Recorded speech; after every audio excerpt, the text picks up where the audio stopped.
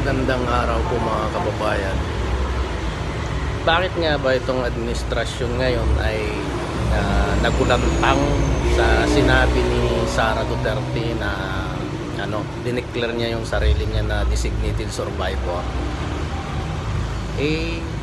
Yun ang kiramdam ni Sara Duterte dahil parang kinikitil talaga siya sa kasalukuyang administrasyon na ang akala niya ay magiging maganda ang kanilang samahan.